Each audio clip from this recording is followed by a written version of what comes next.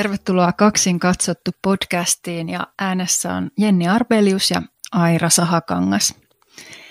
Ja tänään puhutaan siitä, että miten kumpikin meistä löysi ihmeiden oppikurssin. Niin haluatko sä kertoa ensin? Joo.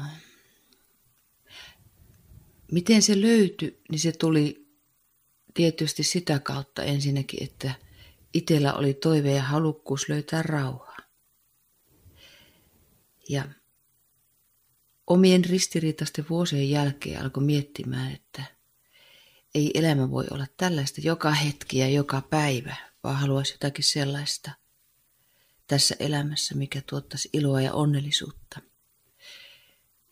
Ja oli itse kyllästynyt siihen, että ulkopuolelta niin se ei löytynyt. Se ei löytynyt uusista ihmisistä eikä uusista harrastuksista eikä minkäänlaisista teoista eikä ostoista. Ehkä ne hetkellisesti tyydytti, mutta ne ei tuottaneet rauhaa. Ja ehkä ihmissuhteet oli se kaikkein tärkein, minkä kautta alkoi kyseenalaistamaan, että missä se onnellisuus ja rauha on. Ja kaikkien niiden ristiriitaisten ihmissuhteiden aikaan, se oli tuossa ennen 2000-luvun vaihdetta, niin alkoi miettiä, että täällä täytyy olla joku muukin tarkoitus tällä elämällä. Ja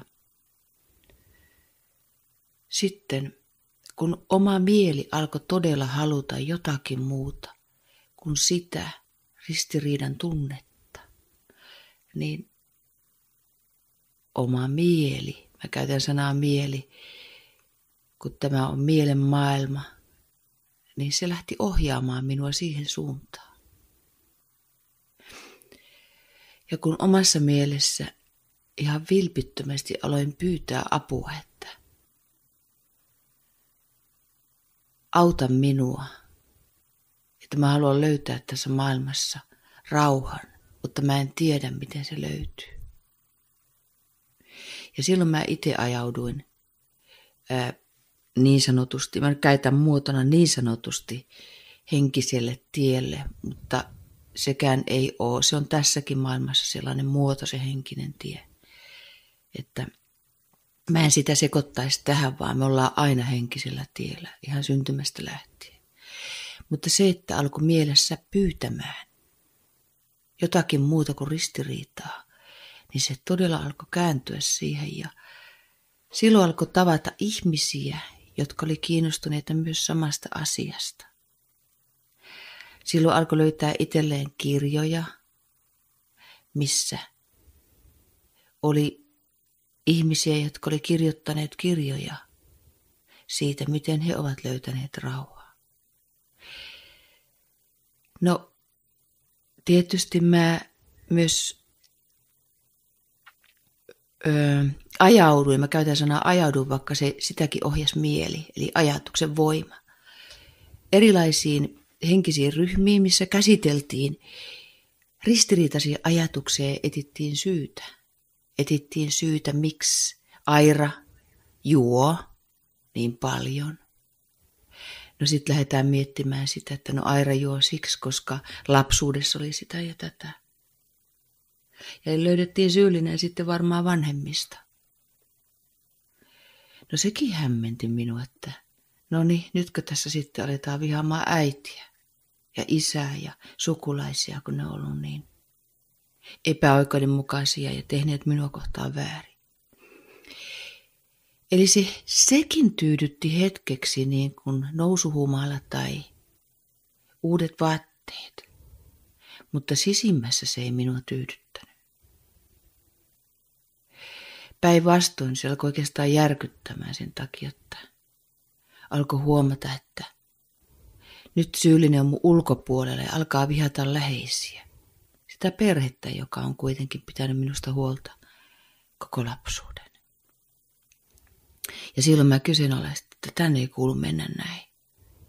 Että enhän mä itsekään, mä en ollut vielä itse silloin naimisissa eikä mulla ollut lasta, niin mietin sitä, että enhän mä koskaan uskalla tehdä itse lasta. Koska jossain vaiheessa tämä lapsikin alkaa sitten syyllistää, että kun äiti ei ottanut syliin tai ei tehnyt sitä tai tätä, niin hänestä tuli traumaattinen. Jolloin lapsilla on lupa alkaa vihata minua. Mä muistan, että mä ajattelin tätä jo silloin ennen 2000-lukua ja mietin, että ei tämä voi mennä niin, että me lähdetään etsimään lapsuudesta syyllistä, joka teki mulle sitä ja tätä. Ja mä en olisi oivaltanut sitä, ellei mä itse kokenut, että nyt mä alan vihata mun läheisiä ja ehkä mun rakkainta siskoa, joka oli mun äärimmäisen tärkeä ihminen, niin sitten mä rupean sitäkin vihaamaan, koska terapiassa tulee niin, että se sisko oli tommonen ja tämmöinen. Ja se hämmensi minua. Mutta sitten mä pyysin edelleen mielessä, että täytyy olla joku muukin. Täytyy olla joku muu systeemi, että ei tämä voi olla näin vaikeaa, eikä tämän kuulu mennä näin. Ja voiko syy minusta lähteä, jos mä etin syyllistä mun ulkopuolelta, niin silloin edelleen se syy on minun sisällä, mä projisoin se ulos, jolloin ei se syyllisyyden tunne lähtenyt mihinkään. Ja kun mä mielessä pyysin, että täytyy olla joku muukin, mä tein sitä varmaan 2, 3, 4 vuotta. Ja oikeastaan mä olin tässä henkisessä koulutuksessa 9 vuotta mukana. Niin viimeisten 3 vuoden aikana mä törmäsin ihmeiden oppikurssiin. Se tuli Eckhart Tollen kirjan kautta, Läsnäolon voima. Ja Eckhart Tollen kirja oli ensimmäinen, joka mua kosketti, koska siinä oli jotenkin sitä, että ei etitä syyllistä ulkopuolelta. Siinä oli jotakin, mitä mä totesin, että täällä se on, mutta en vielä käsitä mitä. Ja sitten katsoin sisällysluettelosta, tai siis sieltä jälkijulkaisusta, että täällä on tällainen kirja kuin Ihmeiden oppikurssi, ja mä päätin sen tilata sitä varten, että tämä kirja oli ollut niin hyvä, ja Eckhart oli käyttänyt myös IOK:ta. Ja tätä kautta kirja tuli mulle postissa, tai siis kirjakauppaan, ja sitten kun mä sen kirjan avasin, niin tottahan siinä pelotti se, että siinä oli hyvin kristinuskon käsitteitä. Puhuttiin Jumalasta, Pyhästä Hengestä, synnistä, eli vähän niin kuin mitä Raamatusta löytyy. Ja mä itse olin hyvin raamattuvastainen, eli Jumala pelkoni, jos käyttäisi tällä hetkellä semmoista sanontaa. Niin mä ajattelin, että ei että nyt tää on joku uusi lahko, että en lähde tähän. Mutta silti mä luin sitä, koska mä ajattelin, että ei voi olla sattumaa, että tämä kirja tulee mulle, kun mä oon pyytänyt rauhaa sisimpääni.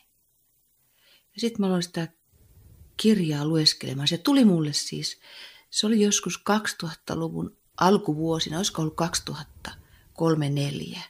Tarkkaa aikaa en muista. Se oli just tullut suomenkielisenä silloin, tämä Ihmeiden oppikurssi. Ja sitten pikkuhiljaa mä aloin katsomaan sitä, että hetkinen, että ei tässä Jumalalla tarkoitetakaan sitä, mitä me on totuttu Raamatussa katsomaan, että Jumala olisi jotenkin tuomitseva ja pelottava. Ja mitä se pyhä henki on? Ai eikö sekään ole niin kuin joku, mitä pitäisi pelätä? Olisiko se minussa oleva viisaus? Eli alkoi niin kuin tajuta tämän kautta, että hei, näitä sanoja käytetään tässä apuna. Ja mulla on mahdollisuus alkaa ymmärtää näitä sanoja eri tavalla. Ei peläten, vaan ehkä käyttäisin sanaa tässä ihan oikeasti realistisesti ja vilpittömyydellä. Eli katsomaan niitä ihan eri näkökulmasta. Ja siihen IOK-kirja perustuukin, eli siinä katsotaan kaikkea rakkauden eli viattomuuden ja vilpittömyyden näkökulmasta, eikä pelon ja uhkan näkökulmasta, miten minä olin kokenut hyvin pitkälle Raamatun. Ja sitten kun näitä asioita alkaa katsoakin siitä toisesta näkökulmasta, niin tajuaa, että eihän tämä viha olekaan minussa. Ei se ole itse asiassa kenessäkään muussakaan, se ei ole totta tämä ristiriita.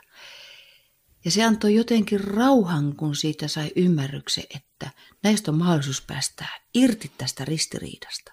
Ja oikeastaan siitä alkoi mun polkuni vapauteen, eli oma anteeksiannon työhön. Ja Ihmeiden oppikurssin kirja kulkee päivittäin minun mukaan sieltä vuodesta 2004. Tänä aamuna juuri sitä tässä viimeksi luin. Joo. Tällainen oli minun löytöni. Joo. Mulla oli sellainen, mä ehkä aloitan ihan tuolta lapsuudesta, että mä en ole saanut mitään sellaista uskonnollista kasvatusta, että mun vanhemmat on ollut sellaisia tapakristittyjä, mutta ei siitä mitenkään sillä puhuttu. Että käytiin joulukirkossa, mutta ei mitään niin kuin vouhotusta siinä sen ympärillä. Mutta sitten, että mä olin tosi semmoinen niin kuin Jesus is my homeboy-tyyppinen ihminen. Ja sitten mulla oli sellainen ala-asteen opettaja, joka puhui näitä Jeesuksen tarinoita Raamatusta. Ja sitten mä rakastin kuunnella niitä. Ja sitten se puhui niitä niin kuin uskonnon tunnilla ja sitten se puhui niitä vähän matikan tunnilla ja maantiedon ja kaikilla muillakin tunneilla. Ja mä muistan, että mä tykkäsin siitä tosi paljon. Ja mä olin ainut lapsi ja mä olin tosi paljon yksin. Niin sitten mä muistan, että mulla oli lapsena semmoinen syvä yhteys, että mä jotenkin juttelin aina Jeesuksen kanssa ja niin kuin hengasin sen kanssa. Mutta sitten se, että miten IOK löytyi, niin mä olin mulla oli tuo yhteys loppunut jo siinä vaiheessa ajat sitten ja sitten mä olin kuitenkin lähtenyt niin kuin hakemaan apua erilaisista terapioista ja mun kohdalla ne on ollut semmoista niin kuin energiahoitoa ja Rosen menetelmää ja tällaista. Sitten mä olin vuonna 2010 sellaisessa meditaatioryhmässä mukana, missä mä kuulin ekaa kertaa sen Ihmeiden oppikurssin. Mutta sitten mä kuulin, että siihen liittyy semmoisia keskusteluryhmiä ja sitten mä ajattelin, että niin kuin, että ne on jotain tämmöisiä lahkoja, että en halua mukaan. Mutta sitten se IOK tuli monta kertaa, niin kuin, että mulle monta vuotta niin kuin tarjoiltiin sitä. Ja seuraava kerran oli niin kuin 2013, yksi mun ystävä sanoi, niin kuin, mutta ei silloinkaan. Mutta sitten mä löysin ton Marianne Williamsonin ja sitten mä luin sen kaikki kirjat ja sitten mä aloin katsoa niitä sen videoita muutaman vuoden ja tällä. Ja sitten mä luin muitakin tämmöisiä henkisiä kirjoja, joissa se IOK on taustalla, koska sehän on tosi vahvasti esimerkiksi niin kuin melkein kaikilla noilla amerikkalaisilla jenkkipuhujilla, niin kuin Wayne Dyer ja Gabrielle Bernstein ja tällaisia, niin se tavallaan oli siellä taustalla ja se niin kuin jollain tapaa mä muistan, että se vaikutti muhun tosi syvästi, että mulla oli yksikin semmoinen joulu, kun mä olin jotenkin tosi sairas ja masentunut ja kipeä ja yksinäinen ja sitten sit mä luin sellaista Marianne Williamsonin kirjaa, minkä se oli tehnyt niin kuin Ihmeiden oppikurssin perusteella, että siinä oli niin kuin, oliko se nyt vuoden jokaiselle päivälle semmoiset sen niin kuin pureskelemat ajatukset niistä Ihmeiden oppikurssin näistä tämmöisistä tehtävistä, niin sitä mä luin ja mä nyt jälkeenpäin, kun mä muistelen sitä, niin mä oikein kyllä tunsin, että se jollain tapaa niin kuin nostatti mua. Mutta sitten siinä kohtaa tosiaan se oli mun elämässä silleen, että mä katsoin joka viikko niitä Marianne Williamsonin puheita, mitkä perustuu siihen. Mutta en ajatellutkaan, että lukisin sen kirjan, että mä jotenkin ajattelin, tai en mä ajatellut sitä yhtään mitään, ei vaan ollut niinku ajankohtaista. Mutta sitten mulle tuli semmoinen elämäntilanne, että mulla oli myös semmoinen ihmissuhde, missä jotenkin mulle tuli semmoinen olo, että nyt mun täytyy niinku valita entistä vahvemmin se, että onko mä niin kuin rakkaudessa vai en. Ja sitten mä vaan tilasin sen kirjan itselleni, että se suhde oli siinä kohtaa sitten jo päättynyt ja mä olin niin kuin ikään kuin sairasvuoteella toipumassa. Ja sitten mä tilasin sen itselleni ja mä aloin lukea sitä ja sitten mulle se kokemus oli sellainen, että se oli kuin balsamia haavoille, että mä muistan, että mä vaan niin kuin luin sitä ihan sillä, mä luin sen putkeen, niin kuin, mä en tehnyt mitään muuta kuin luin sitä viikkotolkulla tai kuinka kauan siihen menikään. Ja sitten mä olin vaan, että tämä on totta, tämä on totta, tämä on totta. Että mä jotenkin tunnistin sen sellaisen, että siellä jotenkin sanottiin asiat sillä tavalla, miten mä olin tavallaan oikeassa mielessäni aina ne ajatellut, mutta sitten siihen oli tullut niin paljon kaikkea möhnää päälle, että mä olin jo kadottanut sen, mutta mä tunnistin semmoisen jonkun ikiaikaisen viisauden siellä. Ja mua ei sillä lailla häirinyt ne termit. Ehkä pyhä henki oli mulle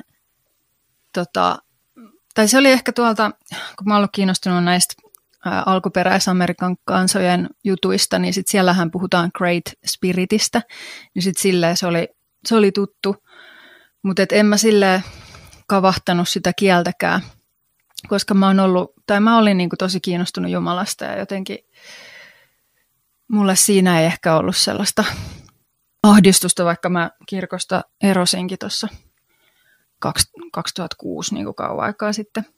Mutta sitten sen jälkeen, kun se IOK tuli mun elämään, sitten se on tosiaan ollut kyllä joka päivä mukana, että joka aamu mä luen sieltä tommosen harjoituksen ja hiljenen hetkeksi ja sitten just luen nyt sitä tokaa kertaa uudestaan ja nyt on tosi mielenkiintoista, kun lukee sitä uudestaan, niin sitten jotenkin lukee ihan eri tavalla, ihan erilaisia merkityksiä ja paljon syvemmin niin kuin ymmärtää ja varmasti joka kerta se tulee olemaan erilainen, että sieltä lukee eri asioita. Semmoinen oli mulla IOK:n löytyminen. Ja se jäi sulla niin kuin minullakin, niin sitten jokapäiväiseen elämään. Kyllä.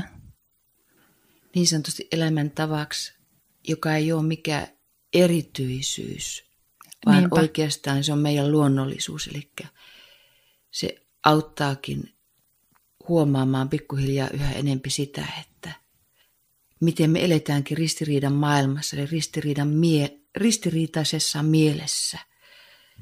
Ja se on huikea se kirja, kun sitä joka aamu lukee niitä tehtäviäkin siitä, että ei tunnista sitä, miten sokea on ristiriitaisille ajatuksilleen itsessään, kunnes lukee sen päivän tehtävän, jossa avataan aina se kaksi puolta, eli se, miten ristiriita katsoo ja miten rakkaus katsoo. Niin se on aivan valtava se lahja huomata, että vau, en mä olisi tänäänkään nähnyt tätä ristiriita-ajatuksessa, ellei mä olisi lukenut tästä kirjasta tätä, että ai niin, nääkin on ristiriitaista ajatusta.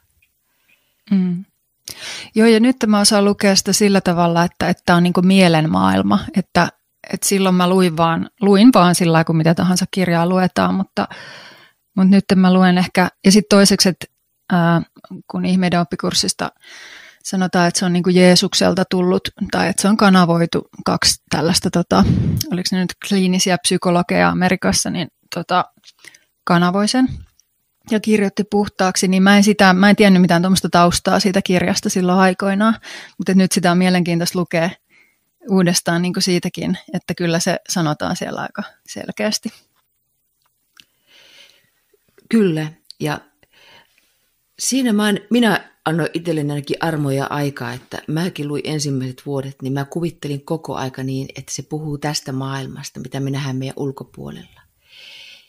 Ja pikkuhiljaa itse huomannut sitten, kun on nyt 20 vuotta pitkästi tavallaan elänyt sen kautta tätä arkea, niin se niin kuin pikkuhiljaa sulautuu ajatuksena yhä enempi, että tämä on mielen maailma, eli menee yhä syvemmälle mieleen. Ja loppujen lopuksi alkaa löytää sieltä mielestään sen todellisen maailman.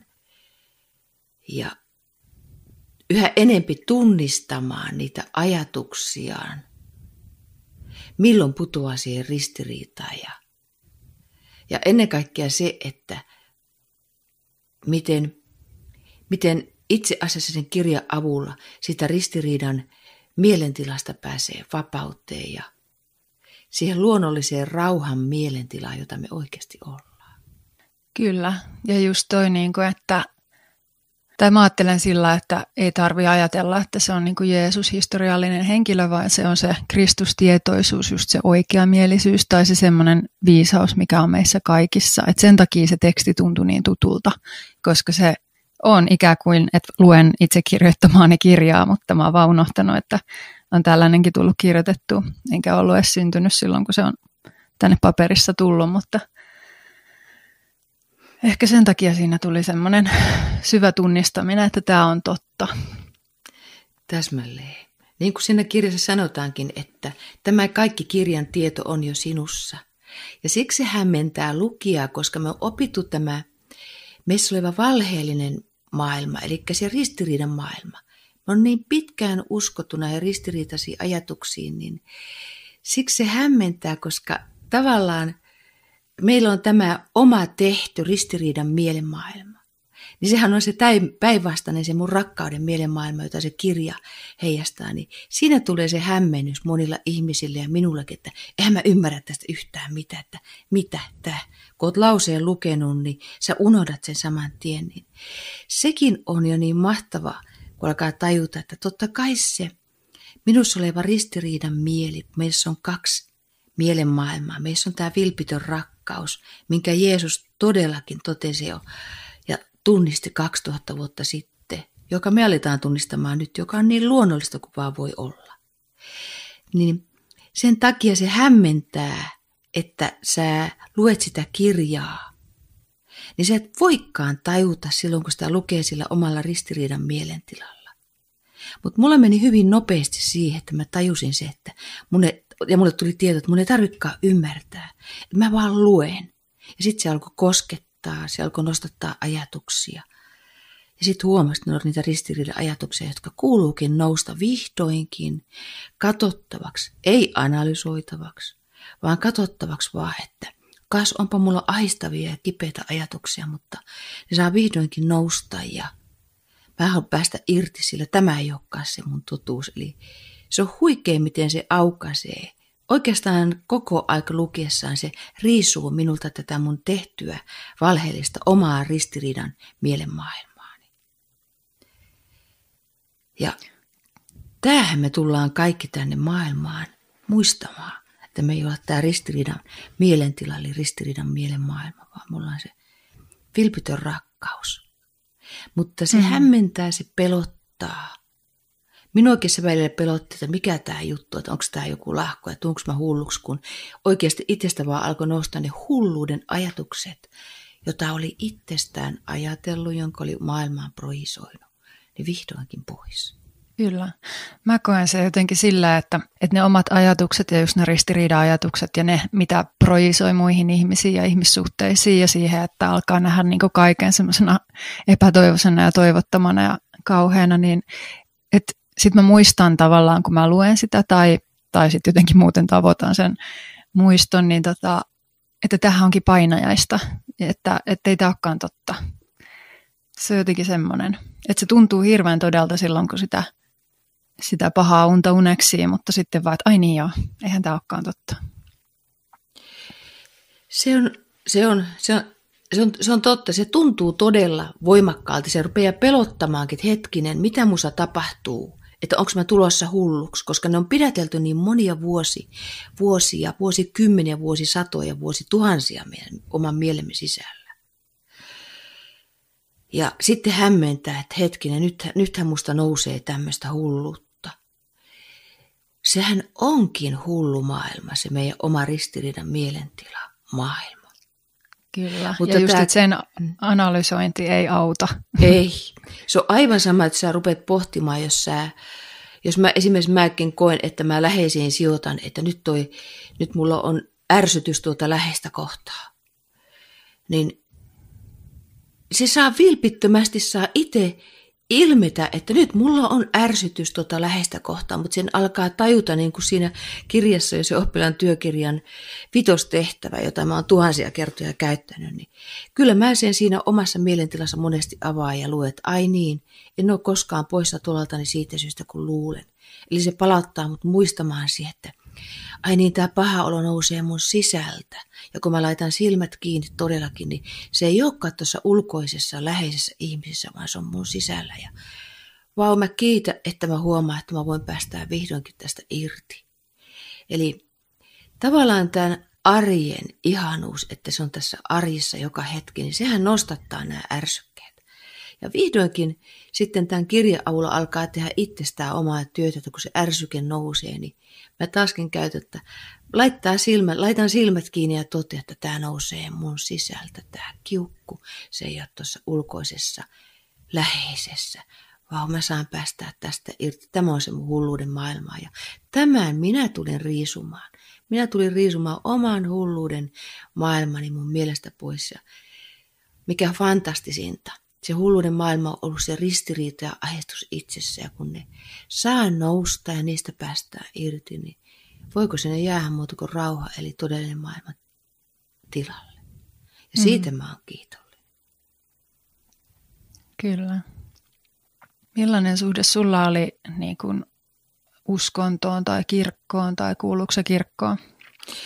Kyllä me kuuluttiin kirkkoon. Se oli semmoinen varmaan perinteinen, että meidät laskettiin ripille ja äiti kuunteli sunnuntaisin Jumalan palvelusta, mutta mulla oli semmoinen pelko, että mä muistan, kun kirkkoa lähestyttiin, niin tuntui, että mä menin vielä enempi kumaraa, että koin olevani niin syntinen. Ja jotenkin sellainen Jumalan pelko, että Jumala kostaa, Jumala tuomitsee, se rankaisee. Niin se oli hyvin pitkälle sitä ja varmaan ei sen takia oikein. Niin, siinä oli niin suuri pelko, eli ne oli just niitä hulluja mielikuvia, että Jumala rankasisi ja tuomitsisi, mitä oli kuvitellut.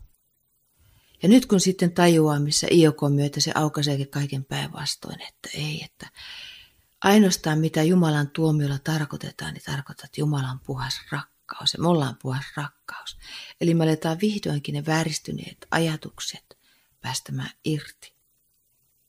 Ja eihän se ole muuta kuin pelko. Ja jos katsotaan Iokon myötä sanaa pelko, niin sehän kuvaa vaan näitä omia ristiriitaisia ajatuksia. Niin pelkohan mielessä hyökkää edelleenkin monta kertaa, että älä tee sitä, älä tee tätä, älä usko. Niin se rakkaushan onkin sitä, että mä alan kuulla, että pelko minussa arvostelee ja pelottelee. Eli ristiriidan ajatus, eli hullu ajatus pelottelee minussa, että muista pelätä joka sekunti. Muista, että on olemassa uhka joka sekunti. Ja sitten kun alkaa tehdä, että no, onko oikeasti pelkoa, onko oikeasti uhkaa. Niin nämä se riisuu.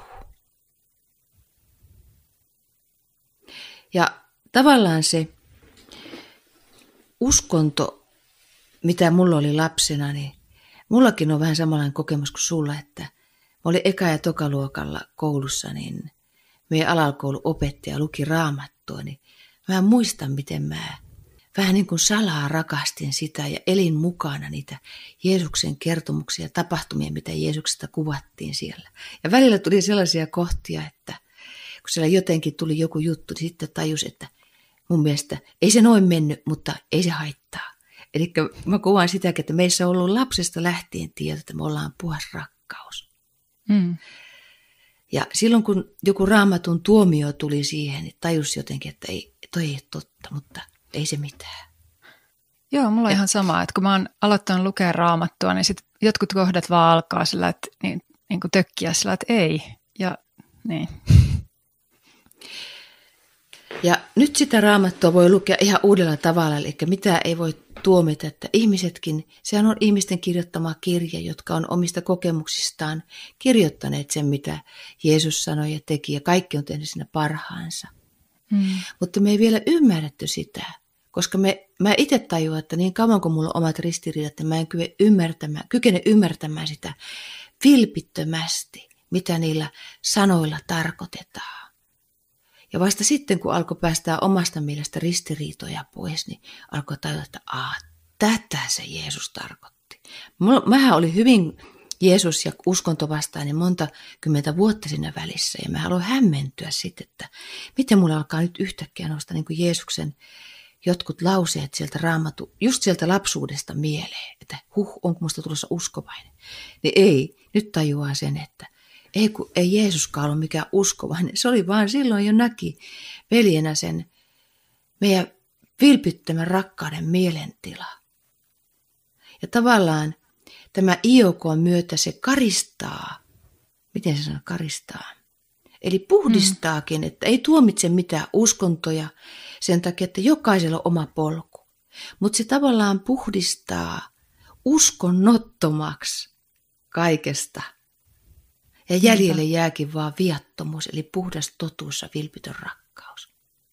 Ja silloin se ei myöskään tuomitta ketään, olkoon kenellä mikä tahansa polku, mikä tahansa lahko, koska se lahko on myös se Jumalan pelko. Lahko on myös se, että sä saatat vaikka tehdä töitä yötä päivää hulluna tai joku muu vastaisuus, että ei se edes tarkoita, että ne olisi vaan uskontoja. Meillä on jokaisella oma lahko ja ennen kaikkea tämä riisuu sen meidän ristiriida-ajatuksen lahkon, että me oltaisiin jotenkin syyllisiä tai syntisiä tai tehty väärin. Niin tämä on niin kuin se todellinen lahko, mikä meistä riisuuntuu. Ja tämän maailman uskonnon lahkot on pikkulahkoja tämän rinnalla. Ja sitten me aletaan tajuamaan, että vau, eikö mä olekaan tämä ristiriita?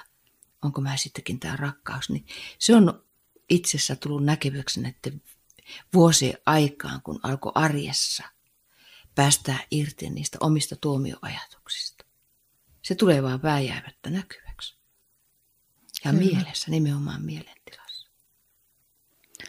Joo, mullakin liittyy semmoista häpeää niin kuin silloin, että mä en halua olla mikään uskovainen niin kuin kenenkään mielestä. Mä muistan, että rippikoulussa siellä oli se joku tentti, että pääseekö läpi, niin sitten mä halusin esittää sille, että ei kukaan vaan luulla, että mä oon joku uskovainen, että niin kuin sillä nippanappa pääsen läpi, mutta sitten mä en oikein tiennyt, että kuinka huono mun pitää olla. Ja sitten mä kumitin niitä kaikkia vastauksia pois sieltä ja sitten kävikin sillä, että mä en päässyt läpi siitä tentistä niin kuin ollenkaan. Ja no sitten mä totta kai seuraavassa kokeessa pääsin läpi, mutta niin kuin, mulla liittyy myös tollain, että mä en halua, että kukaan tietää, että mä oon joku tämmöinen uskovainen. Ja sitten silloin parikymppisenä mulla oli lähinnä se syy niin kuin siihen, että miksi mä erosin kirkosta, niin se liittyi siihen, että kun siihen aikaan vieläkin puhuttiin siitä naispappeudesta sillä, että se ei ole ok, ja sitten niin kuin seksuaalivähemmistöjen oikeuksia ei vielä ollut oikeastaan ollenkaan, niin sitten mulle vaan tuli sellainen olo, että toi ei ole niin kuin sitä rakkautta, eikä niin kuin, että kyllähän Jeesus kulki just nimenomaan kaikkien niin kuin tällaisten syrjässä olevien ryhmien kanssa ja ihan kaikenlaisten ihmisten kanssa, niin mä en tiedä, mä en vaan sitten kokenut, että toi ei voi olla niin kuin mun uskonto, että mä en halua tukea sitä. Ja poistuin siitä, mutta nykyään mulla on ehkä sillä, että se on ihan sama, kuuluisinko vai enkö. Että kyllä mä käyn aina joulukirkossa ja tykkään vierailla kirkoissa, jos mä oon jossain ulkomailla. Mutta en nyt ole ainakaan liittynyt vielä uudestaan. Saa nähdä, tapahtuuko semmoinen joskus vai ei. Se siinä hienointa onkin, että kun alkaa tajuta, että oikeastaan tässä maailmassa mikään ei olekaan oikein eikä väärin. Onko kirkossa vai ei? Onko jo missä uskonnossa on? Kun alkaa tajuta se, että jos minä näen niissä vian, niin sehän on silloin mun mielentilassa oleva ristiriida-ajatus. Ja silloin kun mä annan sen ajatuksen pois, niin silloin tulee tilalle jälleen se rauha ja hyväksyntä. Ja silloin ei voi tuomita ketään eikä arvostella ketään tässä maailmassa, kun ei enää tuomitse itseä. Kun ei tuomitse itseään mielentilassa, niin sun on mahdoton tuomita ja arvostella ketään ulkopuolella. Ne veljet ulkopuolella, kaikki ihmiset on vaan auttanut mua huomaamaan, kummassa mielentilassa minä olen. Ja se on se meidän matka itseen ja itsensä löytäminen. Ja sen tämä Ihmeiden oppikurssin kirja auttaa löytämään todella nopeasti, koska sitä lukemalla sä näet aina itsessä sen toisen maailman. Mihin viittaa tämä podcastin nimi, Kaksin katsottu, että voi katsoa kahdella eri tapaa. Täsmälleen. Kahdella täysin toisilleen vastakkaisella tavalla. Eli me katsotaan tässä ristiriidan maailmassa sillä pelolla ja ristiriidan mielellä. Mutta ja sillä on kyllä miljardi muotoa. Silloin miljardeja muotoja ja se onkin nyt vain niin. Se on vastakkainen sille meissä olevalle rakkauden maailmalle, jossa jokaista asiaa voi katsoa, että miten tätä voisi rakkaus katsoa. Eli meissä oleva viattomuus. Ja oikeastaan tämä kirja tässä meidän kahden mielenmaailman välissä onkin se apuväline, että katsopas tätä asiaa siihen läheiseen, johon sulla on ristiriita, niin katsotaanpas sitä tästä nyt täältä toisesta maailmasta. Ja pikkuhiljaa se vaaka, jos käyttäisi tästä sanaa vaaka, niin alkaa kääntyä niin, että mieli alkaa kääntyä siihen omaan vilpittömään rakkauden maailmaan. Ja ristiriita katoaa. Ja siitä mä oon äärimmäisen kiitollinen, koska sitä varten minä lähdin etsimään, että mä en kestänyt enää omaa vihaa ja ristiriitaa. Ja nyt mä tajuan, että mä oon itse itseni vapauttaa, eli mä riisun ne omat ajatukseni ja tilalle jää rakkaus ja rauha. Ei mua kukaan voi vihata, ei kukaan koskaan mua vihannutkaan muuta kuin minä itse. Ja nyt mä tajuan, että se viha ei ole totta. Ne voi, kun ne on itse nauhoittanut omaan mieleensä, niin ne voi myös tämän kirjan avulla deletoida omasta mielestä pois. Ja jäljelle jää rauha. Mutta se vaatii ahkeruutta. Joka arki nousee uudet ristiriidat uudelleen katsottavaksi ja irtipäästettäväksi. Mutta ne katoaa. Se vaatii vaan ahkeruutta. Kyllä, ja mun mielestä se vilpittömyys-sana on tällä hetkellä mun semmoinen suosikki, koska se rakkauskin voidaan ymmärtää miljardeilla eri tavoilla. Et mulla oli ainakin itsellä pitkään sellainen, että mä kuljin sitä niin kutsuttu paranemisen polkua semmoisella ajatuksella, että musta on jotain vikaa ja sitten, että mun pitää ihan hirveästi parantua. Ja sitten siitä kaikesta siitä henkisyydestä tai sellaisesta tuli niin kuin raskasta, koska mun piti koko ajan ajatella, että mitä rakkaus tekisi. Ja sitten mä en jotenkin ikinä päässyt niihin sen mun kuvittelemiin vaatimuksiin, mutta sitten mua helpotti toi sana vilpittömyys, koska silloinhan voi vaan olla oma itsensä ja olla tuomitsematta yhtään mitään ajatusta tai sanaa tai tekoa. Toi on tosi tärkeää, Jenni, mistä puhut, koska rakkaus on käsitetty niin monella miljoonalla tavalla.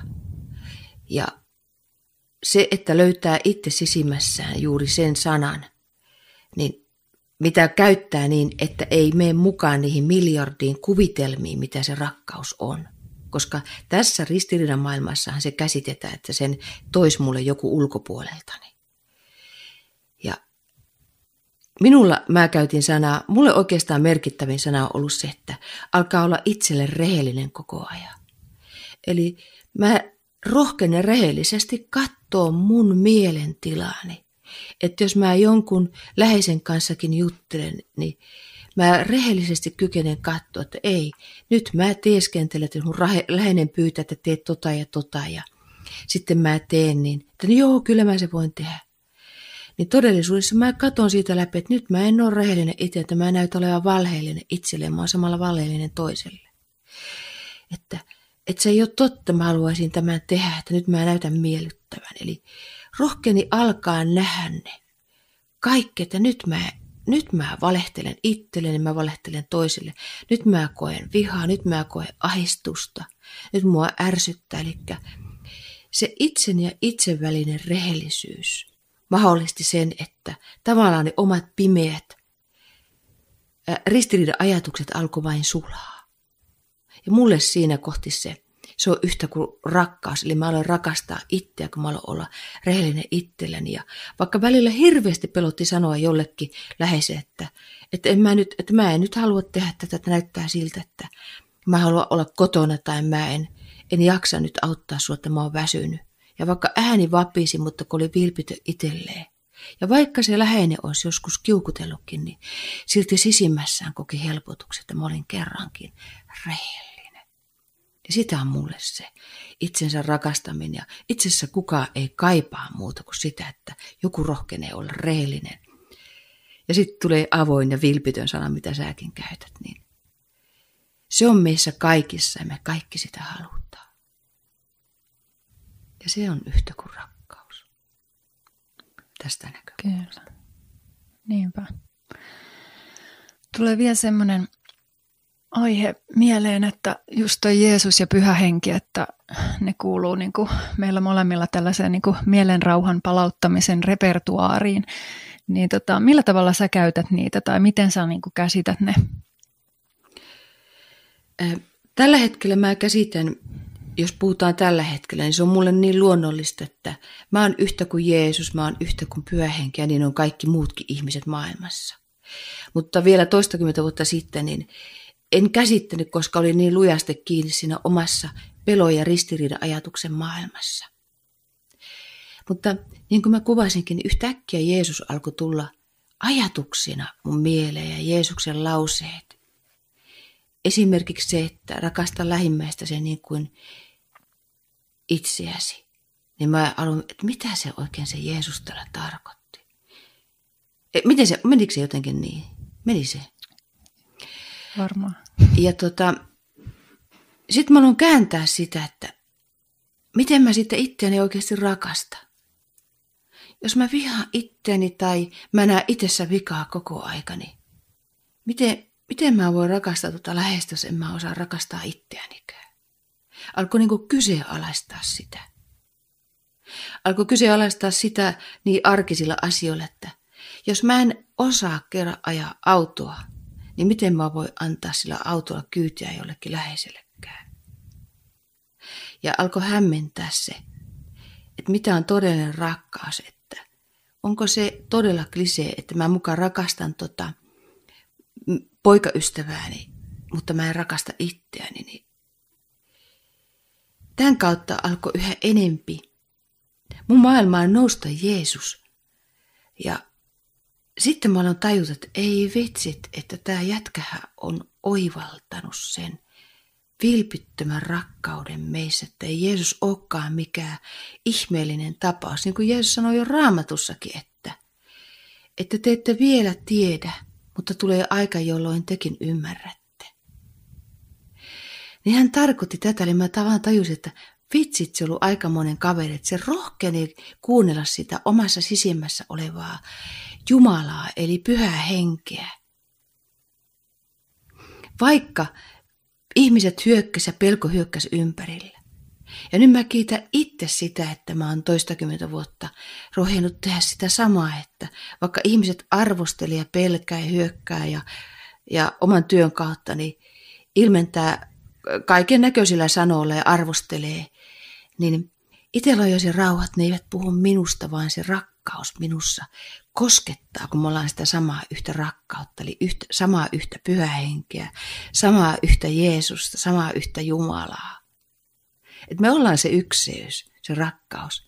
Ja kun joku rohkenee sen maailman valita, niin ympäristö reagoi siihen heti, ja ne eivät reagoi siihen kiittämättä, jes Aira, hienoa kun sä valitset tuo. Ei, sieltä tulee, että mä vihaan sua Aira, tai sieltä tulee töräytyksiä ja pelkoja. Ja se alkuun hämmenti, kun mä tajusin, että ei. Kun mä rohkenen olla mielentilassa rakkaudessa, se koskettaa sen läheisenkin mielentilassa olevaa vilpitöntä rakkautta, jota hänkin on. Ja hän vaan alkaa yskimään niitä omia ristiriidan pelkojansa pois. Ja silloin minulle on 1000 taalan paikka se, että mä en mene mukaan sen toisen pelkoa, että vaikka se haukkuisi minut, niin se ei puhu minusta. Ja tämän myös Jeesus oivalsi. Se ei mennyt mukaan ihmisten pelkoon, kun se tajusi, että vaikka häntä arvosteltaisiin, niin ne eivät puhu hänestä. Ne puhuvat siitä omasta arvostelun mielentilasta. Jotenka Jeesus on mulle ihan piece of cake, jos voisi käyttää sitä sanaa. Mä en eroa Jeesuksesta, mä oon yhtä Jeesuksen kanssa. Me ollaan kaikki Jeesuksia. Ihan kaikki. Mutta sitä ei oikeastaan ajattele ääneen koskaan, koska ei sitä korosta, koska alkoi nähdä, että Jeesus on puhas rakkaus. Ja sitten kun on tehnyt itse anteeksiannon työtä, niin alkaa tehdä, että minäkin olen sitä. Ei sitä enää puhu. Sitä elää. Mä oon puhas rakkaus ja kun se näkee itsessä, niin sen tajuaa, että tämä on jokaisessa. Me ollaan kaikki tätä, mutta välttämättä jokainen ei vielä sitä huomaa. Ne vielä luulee olevansa se ristiriita. Ja minä en vähättele, ettenkö minäkin luule, koska minäkin olen vielä monissa asioissa. Ja arki auttaa nostattamaan niissä vielä, missä mulla on uskomuksia. Niin ne nousee ristiriitana ja oloina ja ne saa nousta, ne saa sulaa, ne saa tulla ja mennä. Mutta niitä ei enää jää analysoimaan. Ja just, että se on niinku tämän maailman niin kutsuttu todellisuus, että me ollaan koko aika niillä 2 eri kanavalla. Et ainoa niin kuin helpotus on se, että kuin nopeasti me päästään sieltä pelon kanavalta pois. Mutta niin eihän se tule päättymään se, että välillä aina se pelko ja rauhattomuus ja viha ja se kauhea valtaa mielen. Kyllä. Ja yksi merkittävin ehkä, kun mä oon itse tehnyt tätä työtä tämän IOK:n myöten nyt viimeisen 10 vuotta ja auttanut ihmisiä. Ja mitä mun auttaminen on ollut, niin minähän autan pelkästään, teen oman osuuteni, eli joka aamu herää valitsemaan rauhan. Ja rauha minussa puhuu, ei Aira eikä Airan kokemukset. Mutta minullakin oli pitkään sellainen vaihe, että milloin nämä pelot loppuu, milloin nämä ristiriidat loppuu, niin sekin on se ristiriidan mielentilan tuoma tarina. Me ollaan ristiriidan maailmassa, niin ei ole tarkoituskaan, että me yritettäisiin saada pelkoja ja ristiriitaa loppumaan. Kyse on vain, että mä huomaan olevani ristiriidan kanavalla, jolloin mä voin nousta siihen rakkauden mielentilan kanavalle, eli siihen toiseen maailmaan. Että autatko minua rakkaus näkemään tämä toisi, eli me tarvitaan vielä sanoja, ja tässäkin mä käytän näitä symboleja, eli sanoja. Mutta sen alkaa oikeastaan tekemään mielessä, niin että siinä ei ole sanoja, siinä ei ole liikettä. Sä teet sen vaan mielessä. Eli mun tämän päivän arki on se, että nousee ristiriitoja päivittäin, mutta automaattisesti, kun sitä on miljardia kertoja vuosien aikaan toistanut, niin ohjaa vain siihen, että autatko mua näkemään tämän niin kuin rakkaus sinä katot. Ja tavallaan minä pistän mun silmät kiinni lempeästi, enkä yritäkään ymmärtää, sillä mä tiedän, että rakkaus minussa katsoo tätä toisi, vaikka tässä tapahtuisi mitä. Eli pikkuhiljaa se alkaa mennä siihen, että jonkun aikaa antaa niin sanotusti sitä esteitä pois, mutta kun se, jos mä annan vaikka mun kärrykuormasta hiekkaa pois lapio kerrallaan, niin se kuormahan tyhjenee. Ja sinne tulee aukkoa, eli itse asiassa meidän rakkaus alkaa tulla näkyväksi. Ja kun rakkaus laajenee, mutta nämä peloajatuksethan on pieniä pisteitä, mä kuvaan sillä tavalla, niin rakkauden ei tarvitse paljonkaan laajeta meissä, kun se alkaa jo itsessään hävittää tätä pelkoa.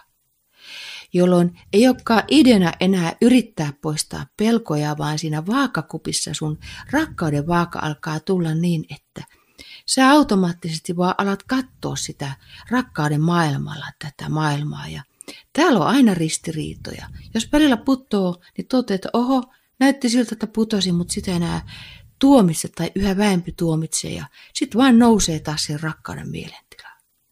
Mutta siihen ei ole oikotietä, ainakaan mun kohdalla, vaan minä totesin, että mun täytyy olla äärimmäisen ahkera. Eli viimeiset 20 vuotta mä oon vain tahtonut joka aamu löytää sen rauhan. Edelleenkin ensimmäinen herääminen aamulla, kun herään, niin pyhä henki minussa ohjaa sinä. Tänään en halua tehdä mitään päätöksiä yksin. Eli tavallaan jollakin sanoilla nostattaa itsensä heti siihen rakkauden mielentilan maailmaan. Ja ilmeni mitä tahansa tänään. Välillä kiukkua, raivoa, ahistusta. Nekin saa ilmetä. Niitäkään ei tarvitse tuomita, vaan ne ilmenee. Mutta niillä ei enää tuomitse itseä, eikä lähde miettimään, mistä nämä nyt tuli ja onko tämä joku tapahtuma lapsuudessa, niin sekä ei enää oleellinen, vaan sitä jo lempeästi nousee siihen toiseen maailmaan ja toteaa, että saa sulaa, saa tulla, saa mennä. Ai niin, nääkään ei ole totta. Ai niin, tämäkin tulee sieltä, nääkään ei ole totta. Eli se tavallaan muuttuu helpommaksi. Ja silloin ristiriidan maailma ei olekaan enää ristiriidan maailma. Eli nämä tapahtumat täällä on kaikki neutraalia, kun oma mielentila ei enää ole siinä ristiriidan mielentilassa, vaan armon mielentilassa. Niin se on huikeaa tajuta, että minua ei tarvinnut muuttaakaan ulkopuolelle vaan maailmaa, vaan mä muutin omat ajatukseni. Ja sitten alkaa hyväksyä kaiken semmoisena kuin se on. Ja se hyväksyminen ei ole sama kuin, että mun pitää nieleskellä jotenkin ja yrittää hyväksyä, vaan sinussa on vaan rauha ja totea, että nämä ihmiset tarvitsevat tällaisia kokemuksia. Okei, noi veljet ja ihmiset tarvitsevat tällaisia kokemuksia, jotta ne voi muistaa myös, että ne on vilpitön rakkaus. Kyllä. Että just se, että ei tuomitse sitä kulissia, missä kukakin on, koska siinä on todellakin pointti. Ja meidän ei kuulu analysoida tai tarvitse analysoida sitä tai niin kuin arvostella sitä. Ei omaa eikä kenenkään muunkaan. Se on todella se juttu. Mehän on totuttu täällä arvostelemaan jotakin, niin ei. Tässä on se huikeus, että nöyrtyy näkemään, että mulla ei ole pientäkään oikeutta mennä jonkun läheisen elämää määrittelemään, miten se kuuluu mennä. Sillä ei me tiedetä sen menetä kokemuksia. Ja hän tarvii ne kokemukset ja tapahtumat, jotta hän voi muistaa niiden tapahtumien ja kriisien avulla me yleensä antaudutaan, koska ei ole enää oma voimaa yrittää jostain kriisistä selvitä. Eli ne kriisit ja joskus järkyttävätkin tapahtumat, niin ne auttaa meitä pikkuhiljaa valitsemaankin sen, että hei, nyt mä päästän irti, mun on pakko päästää irti, mä en enää pysty. Ja silloin aletaan oivata, että vitsit, musta on toinenkin maailma. Ja rakkaus sanoo juuri tämä, että anna mulle kaikki nämä ristiriidat, jotta mä saan huolehtia sinusta. Ja siihen IOK-kirja nopeuttaa tuhansia vuosia nopeammin muistamaan rakkauden, koska meitä ei ole tarkoitettu kärsimään. Niinpä. Joo, mä käytän sitä Jeesusta ja Pyhää Henkeä kanssa niin kuin rukouksissa, mutta mä sanon sitä myös siinä muodossa, että Kristus minussa ja Pyhä Henki minussa. Ja jotenkin mulle oli hirveän iso oivallus se, kun mä tajusin, että niin kauan kun rukoilee jotain itsensä ulkopuolella, niin silloin, no en mä tiedä mitä siitä, mutta se oli vaan semmoinen oivallus, että mä tajusin tosiaan, että siinähän minä puhun minun kanssani ja että se on mun sisällä se sama voima. Se menee. Sano sitä sitten pyhäksi hengeksi tai Jeesukseksi tai intuitioksi tai viisaudeksi tai totuudeksi tai rakkaudeksi tai ihan sama. Ei niillä sanoilla ole mitään väliä.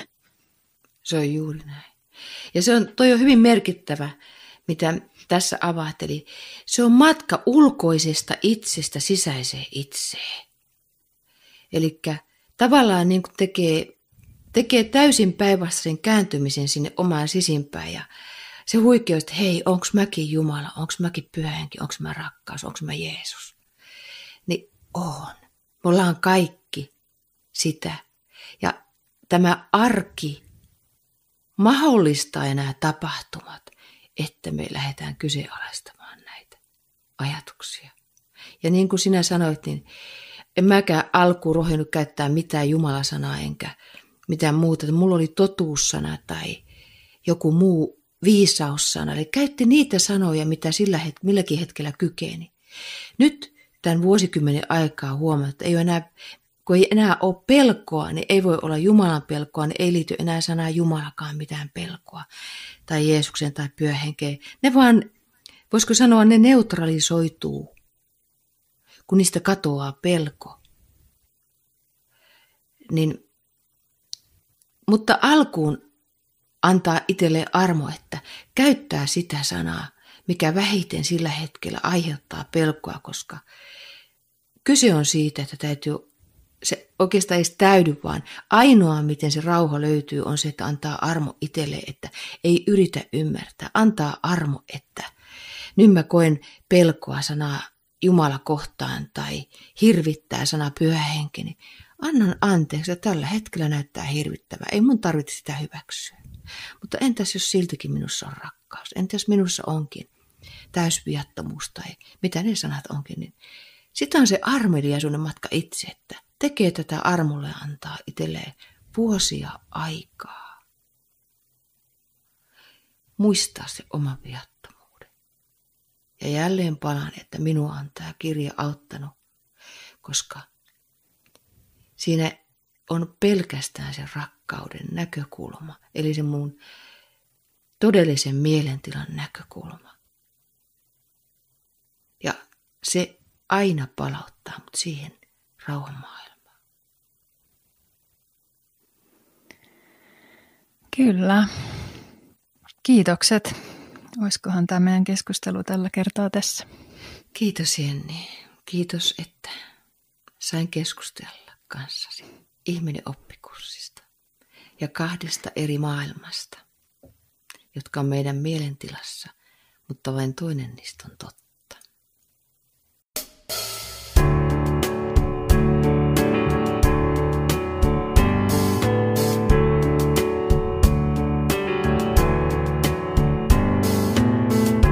Kaksin katsottu maailma avautuu.